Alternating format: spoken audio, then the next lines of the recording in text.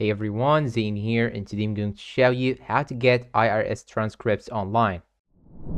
Now, first thing you should do is to simply go and open your browser. Then you should search for irs.gov.